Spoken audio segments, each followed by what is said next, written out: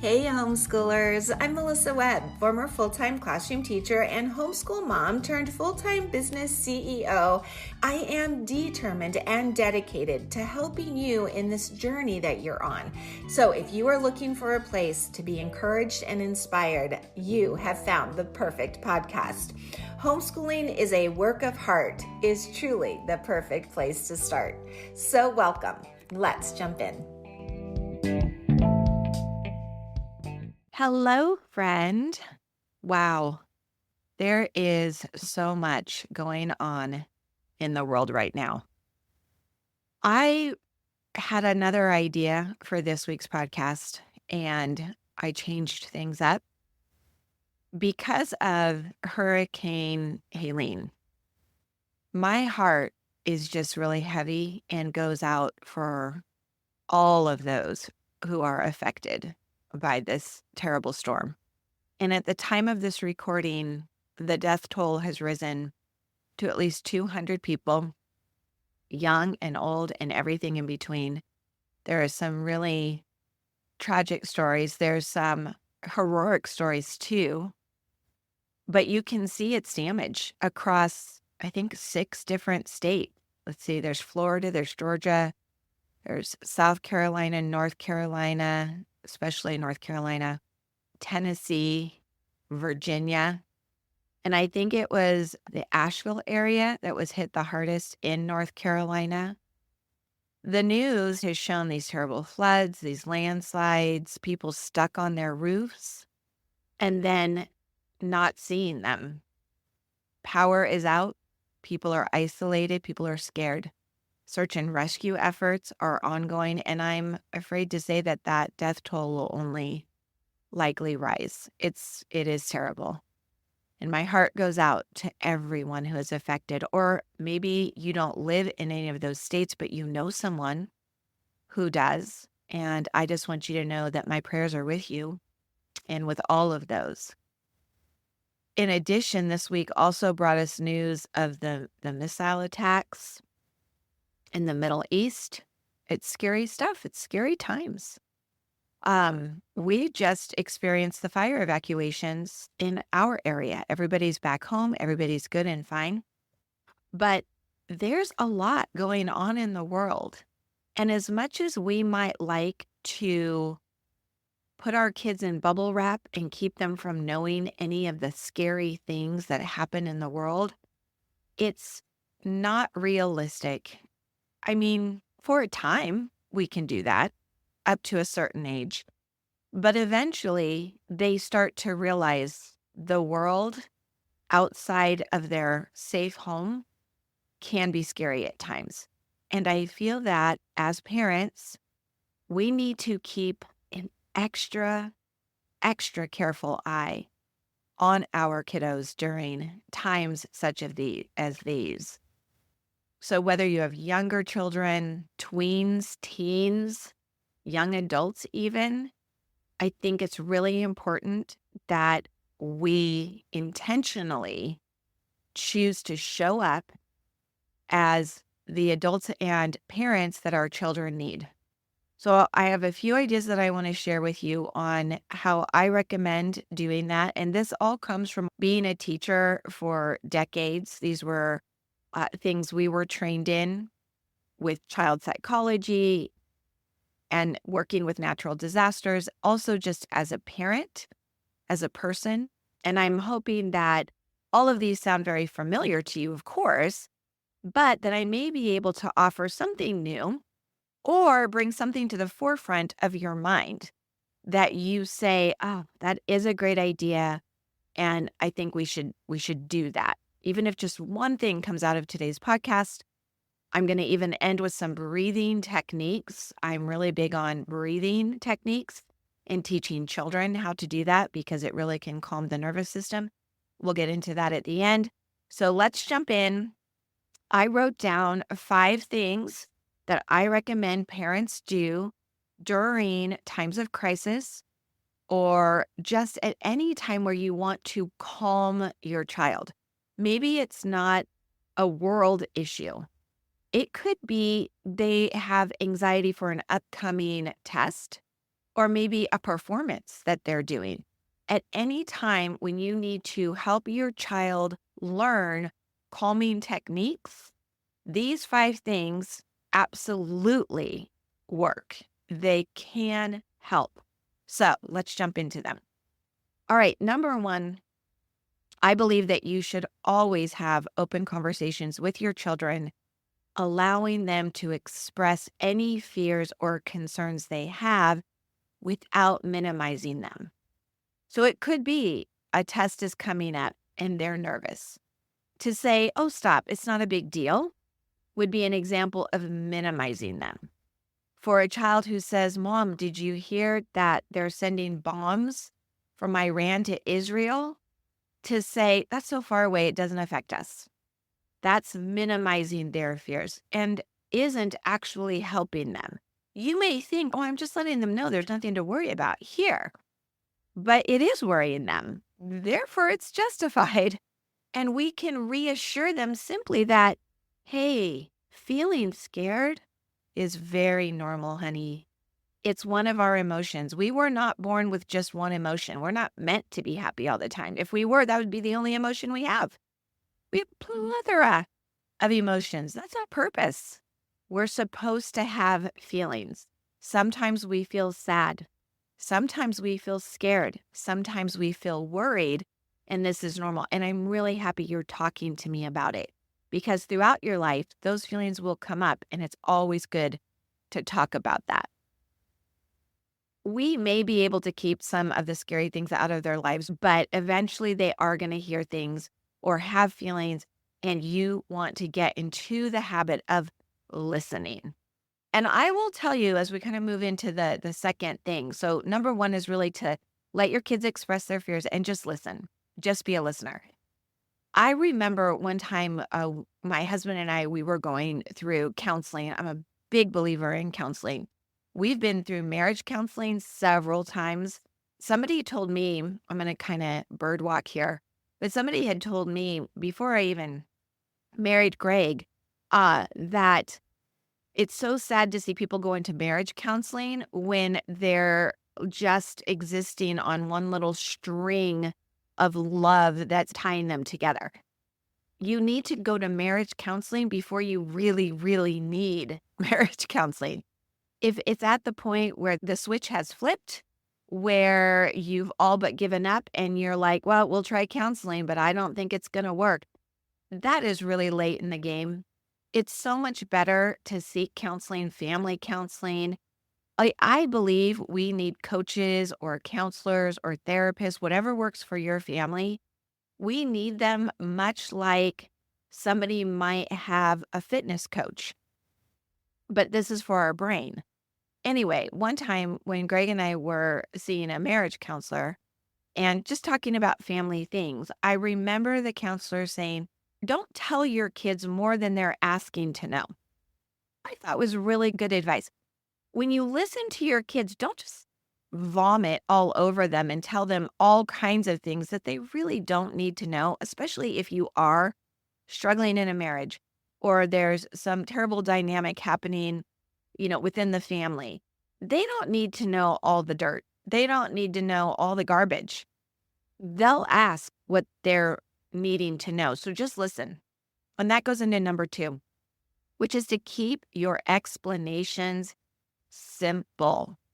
Now, in the case of all that's going on with the hurricane, with world issues, focus on safety measures. For us, we just went through all the fire evacuations, and it was a good time to talk about where is that list that we have of what we would do in case of the emergency. Prepare your kids. Talk about what measures leaders take. What do communities do? In our community, all kinds of places nearby opened up their ranches because we live in an area where there are a lot of horses. So all of a sudden, there was a lot of communication about, hey, if you have horses, bring them over to this neighboring town. We'll take care of them. So talk about safety measures that are put into place for emergencies such as this. What would happen? Where would we go?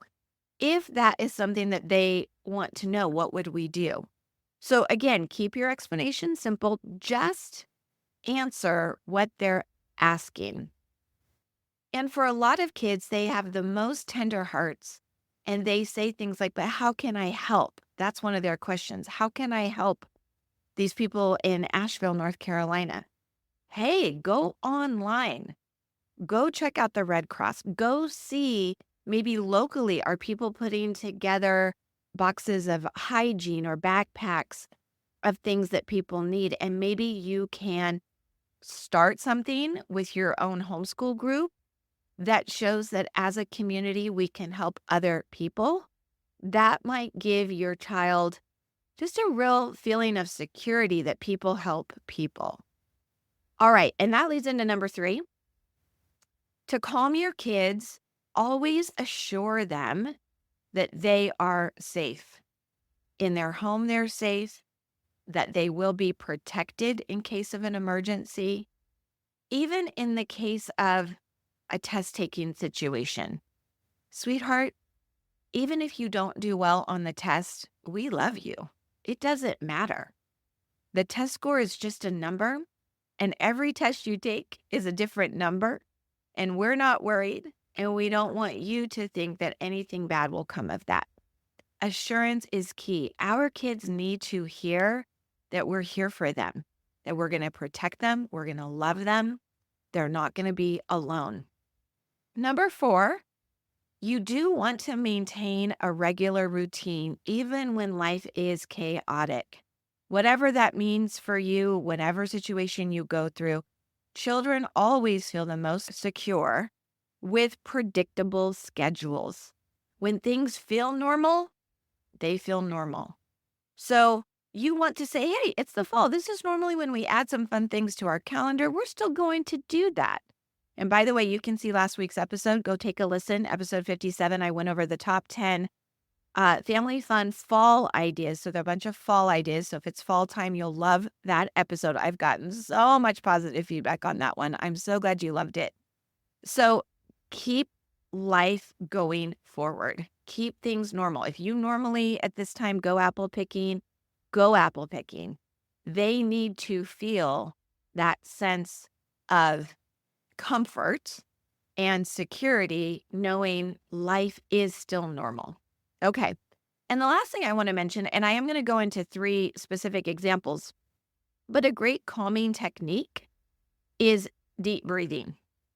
Deep breathing is a mindfulness technique that is proven, scientifically proven to reduce anxiety. I use a lot of deep breathing techniques to help me sleep. That's probably where I use them the most. But I'll stop if work is overwhelming. I've had a couple weeks where the list of things for me to do is, for whatever reason, especially long. And I can feel tension in my chest. And I will do deep breathing techniques because they work. And I only wish that I had learned them earlier in life. And this is something you can do as a whole family to start your day, to end your evening, or any time in between when the stress is high. Maybe they hear something on the news. Maybe they are worried. So the 3 that I want to mention that I think are the most basic and easiest to use with children are belly breathing, the 4-7-8 breathing technique, and have you done the alternate nostril breathing? These 3 I think are super. So I'll briefly explain each one. You can always look them up and Google them, watch a video of how it's done. But these 3 work really well for me, and I think would work really well for children. I wish I had taught these to my children when they were young. I wasn't doing breathing techniques then. I think this is something that's been more recent in maybe the last, I've really been using it for the last maybe 2 to 3 years. So first off, let me explain why deep breathing works.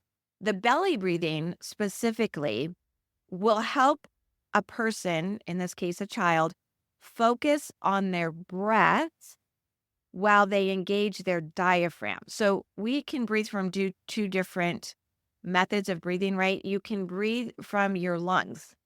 And when you take in a deep breath from your lungs, your chest rises. You can feel that. Have this conversation with your kiddos. This one I would do laying down. I'd have everybody on a bed or on the floor. And you could all be lying on your couch, doesn't matter. But you're in that prone position of back flat on a flat surface. And say, breathe in from your lungs and put your hand on your chest and feel your chest rise. Now, you also can breathe from your belly. That's breathing from the diaphragm, and that is called belly breathing. And so have them put their hand on their belly and say, focus on rising that belly, breathing in a way that your belly goes up. And then when you exhale, it goes out and your belly goes up and down. Just have them play with that. It's pretty fun. It's pretty fun for them to realize that this is a thing, breathing from these two different areas. And this will promote relaxation. What you're doing when you're belly breathing, there's actually this rest and digest response that is happening. It's actually really good for digestion as well. So if they get tummy problems, work on belly breathing. So you're all going to lie down and you're going to put your hand on your belly and you're going to inhale deeply through your nose for about the count of 4 seconds, 3 or 4 seconds. You can be the counter while they're doing it. And you just want them to focus on feeling the belly rise while the chest stays still. And then they're going to exhale very slowly for about the same count, 3 or 4 seconds, and feel the belly fall and the chest stays still. Now, how many times do you do that? That's up to you. 5 times? I don't think you need to do it an excessive amount of times. I wouldn't do it 20 times.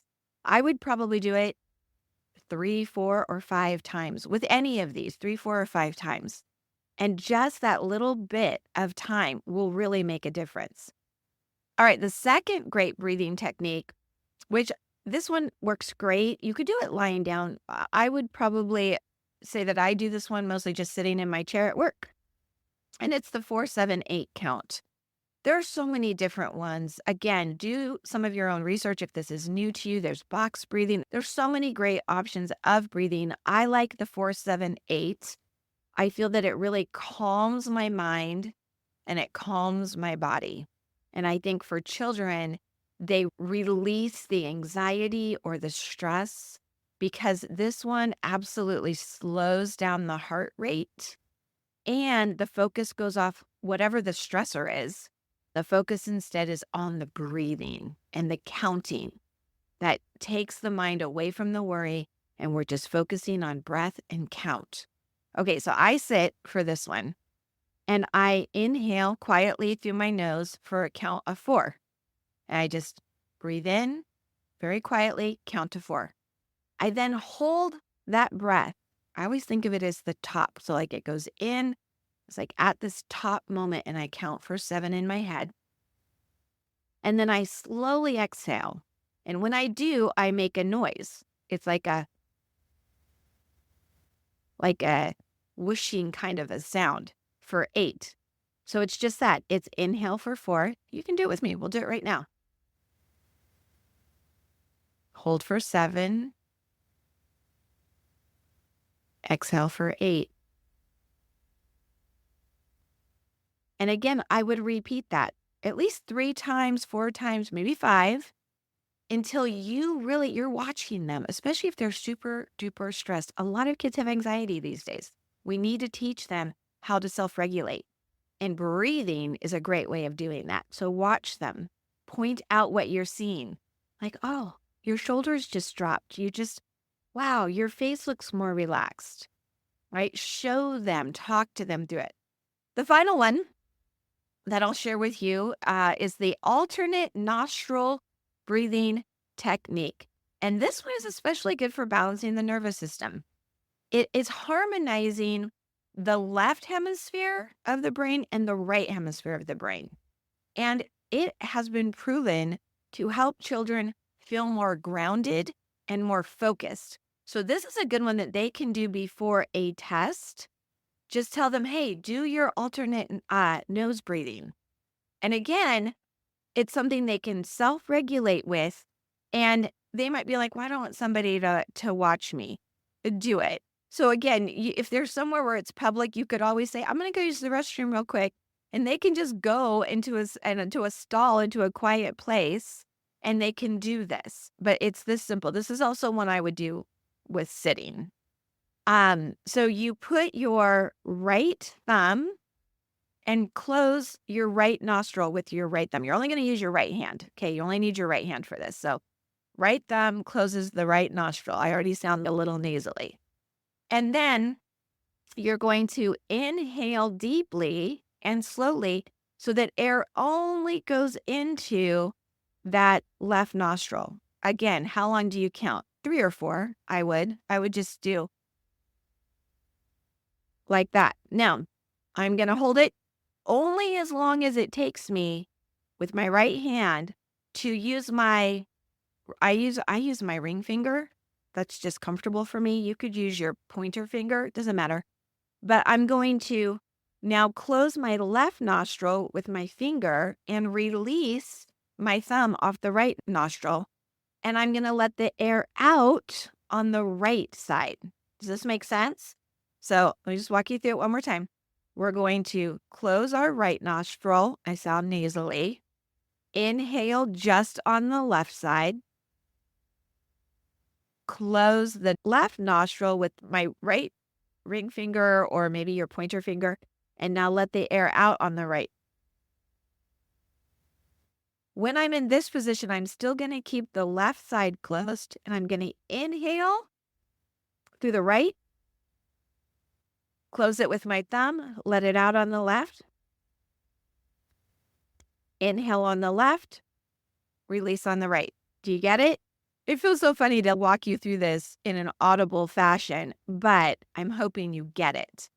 The thing is this, when you can incorporate any kind of breathing technique into a daily routine, into the mornings, or anytime they get stressed, or before bed, or if they have trouble sleeping, it not only helps them manage their stress, it does increase positive energy, and that's a good thing. And it also will improve their emotional regulation, that self-regulatory skill set. And that is such a gift that we can give our kids. I hope you do consider the things we discussed today. In quick recap, let your kids express their fears and just listen and assure them it's normal. 2, when you explain something to them, keep it simple and only answer what it is they want the answer to. Number 3, assure them that they are safe, that they are loved, that their home is protected, that you will protect them in case of any emergency, or that you will love them no matter what. Number 4, maintain a regular routine. Make sure that you are living your life in a normal way, still giving them things to look forward to, and keeping things as normal as possible. And lastly, number 5, practice any kind of calming technique that you already use or implement. And if you haven't been doing deep breathing, that is a big one that I would recommend. I hope you all do well this week. I hope you all take time to take a deep breath and be there for one another and put positivity out there into this world. Imagine a world where all of us on the globe, all of us that are a herd or a flock or a school of fish, these are things that Dr. Joe Dispenza talks about. If you haven't followed him, he's amazing. And he talks a lot about how we have so much power as a global group of people. This world could be, it has the possibility of being such a beautiful place if we all took the time to tap into positivity and put it out there into this beautiful planet that we are lucky enough to experience. And so I just want to put that out there as well. Tell you that I'm all thinking about you and ask you to keep all those who are suffering in the world in prayer as we share this and teach this to our children. It's just so important. All right, everybody, I love you all, and I hope you have a most wonderful day. Right on.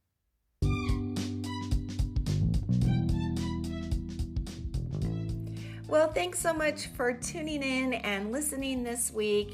Hey, if this was something that you found valuable, don't forget you want to subscribe or follow so that every time a new episode is dropped, you'll be the first to know.